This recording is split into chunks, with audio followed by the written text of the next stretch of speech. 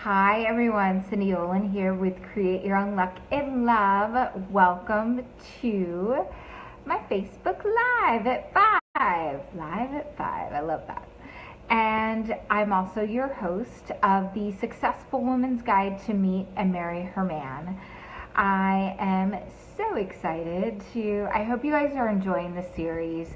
I know today we were talking about, healing ourselves in love and relationship. And, something that came up for me today, I was having a conversation with someone else that I will be presenting to you later on in the series around unavailable relationships, what that's about, why we attract unavailable men. And believe me, I get it. I've been there. I've got the t-shirt. I can tell you all about it. And what the signs are in attracting unavailable people, and it may be things that you don't even think and you may not even be aware of. So, and it can be a repeated pattern typically of unavailability. So if you're on, send me thumbs up, hearts, ask me anything during this Facebook Live. I am here to answer any of your questions. And, sometimes I tend to go a little bit fast, and feel free to ask me to clarify anything. No questions, a dumb question or a weird question to ask, because believe me, I've been there. I've asked these questions. I've gotten the answers. I've searched from within, and I've worked with coaches that have helped me to understand this in my life so I can help thousands of other women to do the same thing and really create the kind of relationships that they deeply desire with themselves, and break through of patterns of emotionally unavailable relationships, as well as feeling emotionally triggered all the time when dating and relating, right? So why do we attract emotionally unavailable men? Well, there are two reasons. And I'll give you the first one. The first reason is not knowing any better and going off of what we're hearing and based upon a real chemical feeling. So that's baseline. Why do we attract emotionally unavailable people? It's because of that. Now, the second reason, and you may not like this as much, I'm going to plug my other earpiece in. Hold on, un momento. Okay, so the other reason why we attract emotionally unavailable men is because we're showing up as unavailable ourselves. You heard me right. We're showing up as unavailable ourselves. And a lot of it is due to the fact that there's a baseline of a not real, authentic self being put forth from the beginning. So let me repeat myself. There's not the real, authentic you coming through in the beginning. Now, look, I get it. We all want to put our best foot forward when it comes to dating and relating, right? Of course we do. But the other side to that piece is really understanding who you are and who your authentic self is, so that you can attract the right type of people, and also listening to a man when you're first getting to know him. So I think a dire mistake that a dire mistake that a lot of women make is they don't necessarily listen to men as they're talking to them, especially on the first few dates. So a lot of times, a man may say something like, I'm not really looking for anything serious right now. And if he's not looking for anything serious and he tells you that, believe him. You could have the most chemistry with this guy that you've ever felt, or feel like you've known him for 20,000 years and maybe you go back 5 past lives together. But if he is not ready for a relationship, you're not going to change his mind. He could be your soulmate and he's not there. It will not happen. So as women, we're always ready. Even if we say we're not, and be careful about those messages that you put out into the universe, because if you're like, no, I'm not ready, I should really focus on my career, or I should focus on my kids, or whatever. And be careful what you're putting out there, because the universe or God will, that will vibrate out there, and what comes back in is exactly that. If be really true to yourself and what it is you want. And so why you're attracting unavailable men is there's a part of you that's unavailable, not being fully authentic and not expressing who you are and what it is you want. Because by being very true to yourself, if you're looking for a long-term committed relationship that's leading towards marriage, say that. It's not that you're saying that that you're looking for it with them necessarily, but that's what you're seeking. You're seeking a relationship that is serious, that's a committed partnership, that with someone that's like-minded, right? So if you're just joining me, I'm talking about emotional unavailability. So, and it can get messy, because as women, we will a lot of times think, well, gosh, maybe if we become friends with benefits, or I'm hooking up with this guy, he'll want to be in a relationship. In fact, it does the opposite, because is human nature, and a lot of times as women we get it backwards.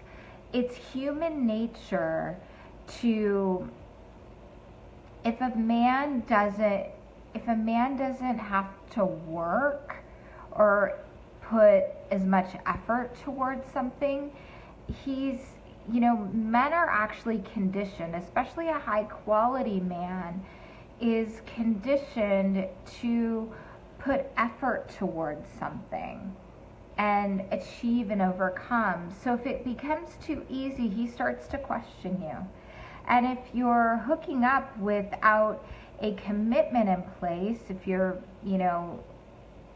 without a real commitment in place, then he knows that he doesn't have to do that in order to get sex, basically. So, going into emotionally unavailable relationships, what do they look like? They look disconnected. They're not fully communicative. Now, even the best of relationships can have communication breakdown. But a lot of times women will read a little bit of dating advice and be like, he should really be doing this, and, punish him for not doing something without actually communicating with him. So if you're not communicating where you're at, what you're looking for, and even being, identifying your needs fairly soon as you're dating, if it gets into a relationship.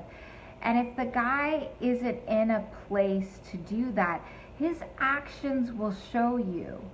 Watch those actions and don't make excuses for them. That's why not getting physical too quickly is really important, so that you can keep your wits about you. So if, so if you're being communicative and, being yourself, understanding who you are, what you bring to a relationship, being communicative, opening up around the things that are really important to you, it'll have the wrong types of men move away from you and the right types move towards you. So, and giving them the space to step forward. That's really important. Emotional unavailability looks like someone that isn't moving a relationship forward, making future plans. That's not,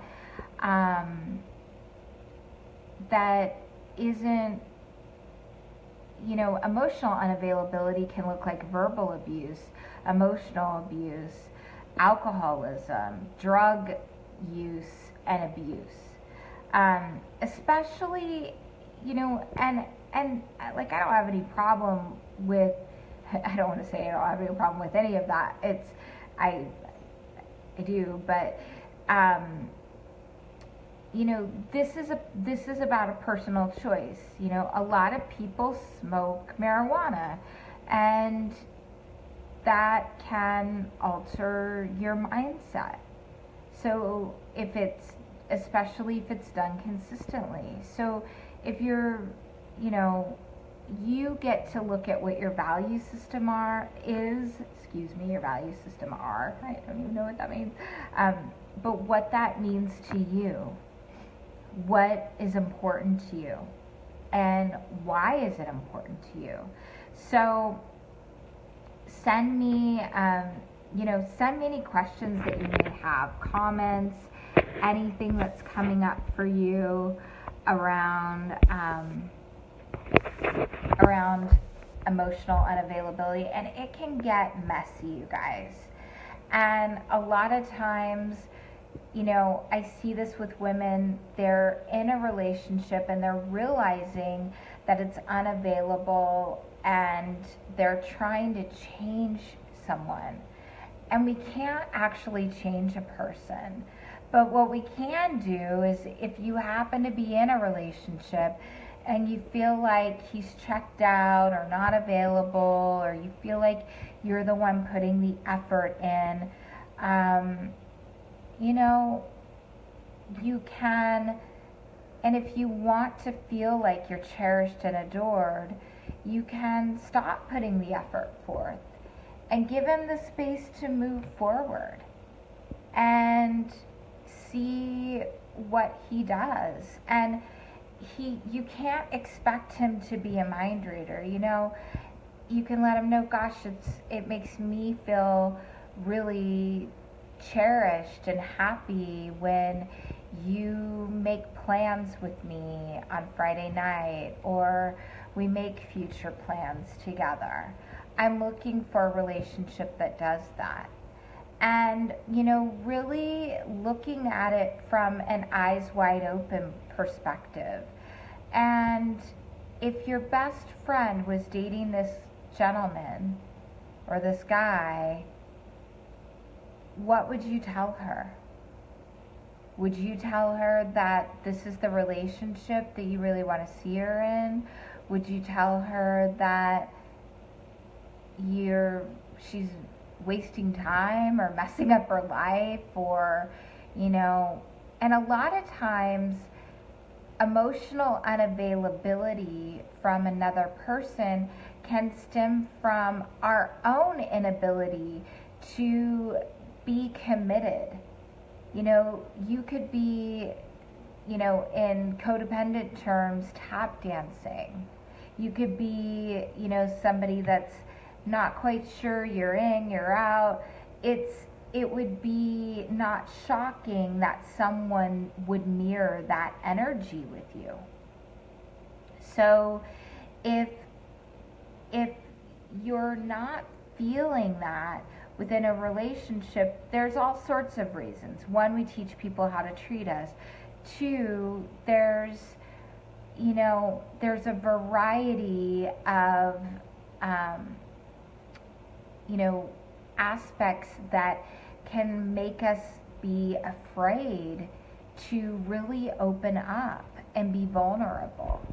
Because if we're not willing to be vulnerable and authentic, we can't expect a fully available partnership.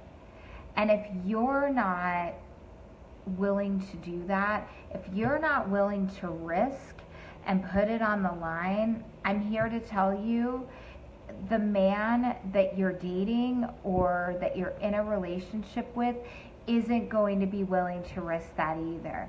And you might be going, yeah, but Cindy, what if I get hurt? Well, that's the risk you take when you're entering a relationship. You may fall down. It may not work out. You may scratch your knees. And you get back up and you get back on the horse and you go again. Because this is such a deeply important area of your life, and you want to create the kind of relationship that you deeply desire. You're committed, you're in it. Become the woman that's emotionally available. Become vulnerable. Become, close the gap in this area of your life.